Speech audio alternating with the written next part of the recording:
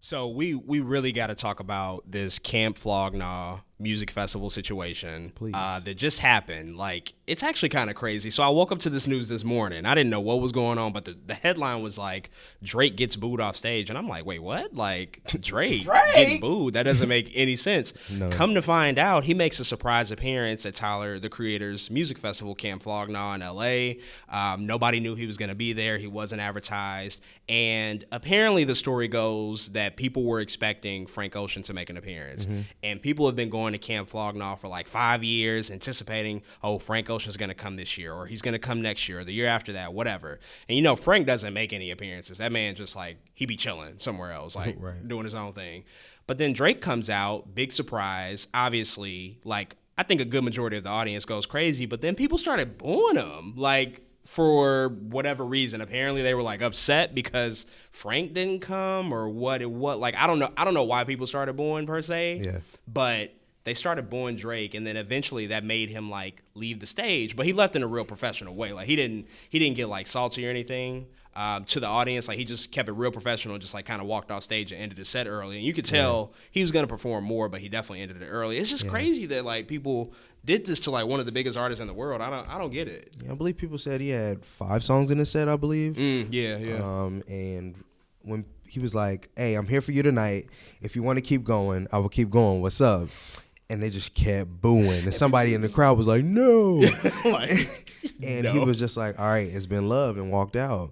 And for me, that is like one of the most professional things I've ever seen. Right? Yeah. Have you seen that Ja Rule clip where he's just like, are you ready? Yep. He was at the All-Star game or something like that, and nobody responded. It's still one of the funniest things. It's the funniest thing. But are you ready? And I got to get up to Ja. He even kind of handled that in the most professional way in that moment. Yeah, he still did pretty good. Yeah, it's weird, man. Like, I don't know. I guess I just got to be honest. Like, I really feel like that's like some entitled bullshit from like fans. Like, he wasn't even advertised for the festival. So like him coming out, or even like A$AP Rocky, these other surprise, appearances, they're not like a part of the set list. They're not guaranteed to be there. This is all just extra stuff at this point. Yeah. And so the fact that people felt the need to like boo, just because like they thought something else was gonna happen, it's just really weird to me, man, especially for someone with the caliber of Drake. Like, that's one of the biggest artists in the world ever, really. I mean, really ever. Like, we're gonna be honest. No, like, dead ass. Like, so it's just crazy. Like, how are you in the audience, bro? Like, how are you that upset? Like, that this man is performing hits, songs that he never performs, by the way, right? People who would love to be there. I know when I heard he was performing Feel No Ways. Oh my God. When I heard he was performing Wu-Tang Forever, I'm like, so why am I not at Camp Flog Gnaw? Why did I go? Yeah. It doesn't make any sense, man. Oh, man, that's crazy. And for Drake to be one of Tyler's favorite artists ever, right? True. And Tyler, I think he made a request, like, I want to hear Feel No Ways. Oh, yeah. Drake really performed it. Yeah. And so you see this clip of Tyler just dancing to Feel No Ways. Hella happy. Hella happy, almost by himself. He's isolated, you know what I'm saying? And that is just... That's the crazy thing. That's Tyler's festival. People really had the nerve to boo this man that Tyler wanted, and it's his festival. Yeah. It blows my mind. That also, that's weird, because I saw some people trying to make the excuse like, oh, this isn't the audience for like Drake. This is kind of like outside of like his audience. And I think, first of all, that's bullshit. That is bullshit. Drake touches every audience. That's why he's as big as he is. That's why he's Drake. Right, that's why he's Drake. And then on top of like what you just mentioned, Tyler handpicked him and any other guest artist that he had because he curates this festival every year. So like the people that he's into, he felt like, oh, my audience would respect this person. Like, I'm bringing these two worlds together. Right. And then he also requested specific songs that Drake doesn't typically perform. So like this is a really unique experience that they would be getting that normally, like, if you just go to a regular Drake tour, you're not hearing Feel No Ways. Like, you would never hear that. Except for the only time I know he performed it is when Views came out. Right, like right after it came out, right? Like, because it was hot and top of mind. But like also like Wu-Tang Forever, like, you're not hearing that stuff. You're so not it's just hearing like it. It's crazy, man. Like, I woke up to it and I was just like, wow, people are really like crazy. I'm just like, we can't be disrespected. Like, no matter how you feel about Drake, like, you can't deny what type of artist he is and how talented he is, and like the fact that he did not have to be there. You know what I'm saying? Like, that's just crazy that people just weren't more appreciative of that moment. Like, if I was there, I would have lost my shit, because I'm like, I didn't pay for Drake, but we now all of a sudden got Drake. Are we getting old? Man, maybe. I don't know. Maybe it's a younger crowd, right? Like, maybe some people that were at Camp Flog Gnaw were like, I don't know, let's say they just turned 18, right? Sure. And for me, I started listening to Drake in 08. Okay. So a little bit over a decade. Say again, 18, 11 years. Say they were like 6, 7 years old when Drake came out. True. Maybe they don't feel the same way that I feel. Like maybe their fandom, but it still doesn't make sense to me. Yeah, but I mean, you can make the same argument for Frank, couldn't you? You know, like if that's who they wanted to see, like Channel Orange came out 2010.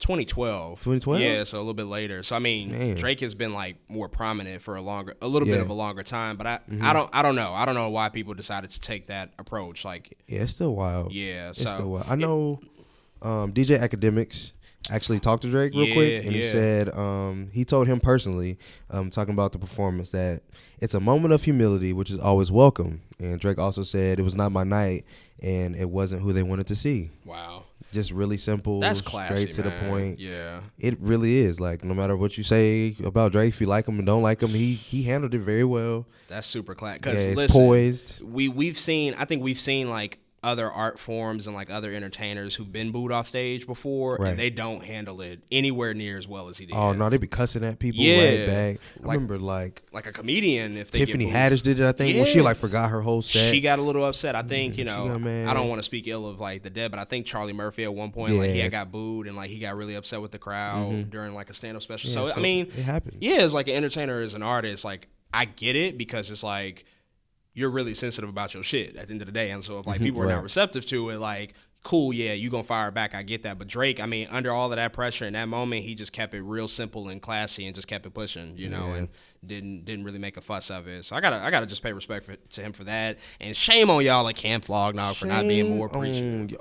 Damn. Just trash. We can't have nothing. Man, one of the best. He's not even like a C-list or B-list. Like, he is literally one of the best artists to ever live. Oh, seriously. And there's many things down the rubric to prove it, you know, right? And it's like, again, if you're at a festival and there's all these people performing, and you got him for free. Yep. You technically, in my mind, I don't have to enjoy it. If I was there and there was somebody I like or I don't like came on, all right, y'all. So, confession, I don't like Kevin Gates.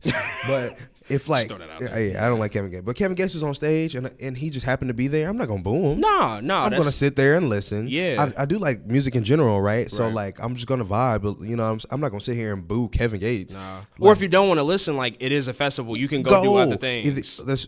Either there was another stage, and maybe there was another stage. Yeah. Go eat. There's food vendors. Or just do something else. Just take some pictures, like something. Booing, though? Come on, dog. It's a waste of energy. It's just not. That's just not suitable, man. I don't care how much you love Frank. I love Frank more than the next person, and that ain't it. That's not it at all. So, yeah, that was just really weird. Do better, you know, fans. Like, when y'all go to these festivals, just do better, man. Be more appreciative and just, like, recognize, like, these people don't have to take out the time to do this type of stuff. It's all extra to make y'all happy. So, that's what we're going to say about that.